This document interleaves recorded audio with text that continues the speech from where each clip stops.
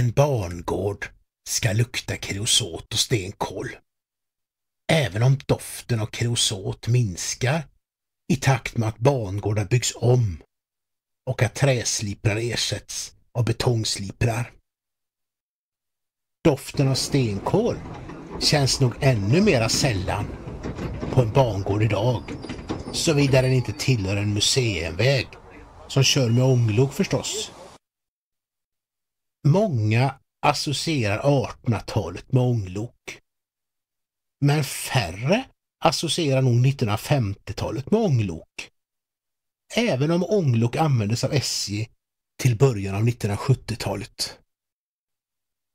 Detta ånglok är av typen S1 och levererades vid den sista beställningen av nya ånglok som SJ gjorde, och loken byggdes 1952 till 1953 av Noab i Trollhättan. Hela 20 ånglok blev det med nummer 1910 till 1929. Loken var 14 meter långa tanklok med en vikt på 78 ton och med axelföljd 1C2 med en löpande axel, 3 drivande axlar och 2 löpande. Drivhjulen med en diameter på 140 cm kunde med ångans kraft få upp loket i 80 km i timmen, eller troligen mer, eftersom 80 km i timmen var lokets största tillåtna hastighet. Och med ett kolförråd på över 4 ton och med ett vattenförråd i tankarna på 15 kubikmeter så kommer man ju ändå en bra bit innan man måste stanna och fylla på kol och vatten. Varför ånglok vid denna sena timme? Därför att behovet av dragkraft var stort efter övertagandet av ett stort antal privatbanor, vars dragkraft till stor del bestod av ånglok som var en aning udda, en aning slitna och en aning ålderstigna. Nu behövdes det persontågstanklok i en tid då motorloken visserligen hade börjat glänta på lokstallsporten, men som ännu inte var riktigt pålitliga nog för att ta över och fylla dess spår. Loken hade en del moderniteter, som en spak för tömning av asklådan, vilket innebar att eldaren inte behövde krypa ner under loket lika ofta som på andra ångloksmodeller. Det hade även rullager, vindrutetorkare och en god belysning. Det märks att arbetsmiljön började bli viktigare när loken byggdes på 1950-talet än vad denna hade varit vid byggandet av tidigare ångloksprojekt. Loken blev tyvärr ändå inte så populära bland personalen, bland annat på grund av lokens underdimensionerade pannor som inte gav nog ånga till maskinen helt enkelt. Loken var kanske som sagt inte en helt lyckad konstruktion ändå. Och det fick en kort livslängd. Det kom att rulla i Småland, i Norrland och i Skåne. Men det blev snart degraderade från persontågslok till lok för lokalgodståg, innan det redan under 1960-talet började ställas av som beredskapslok.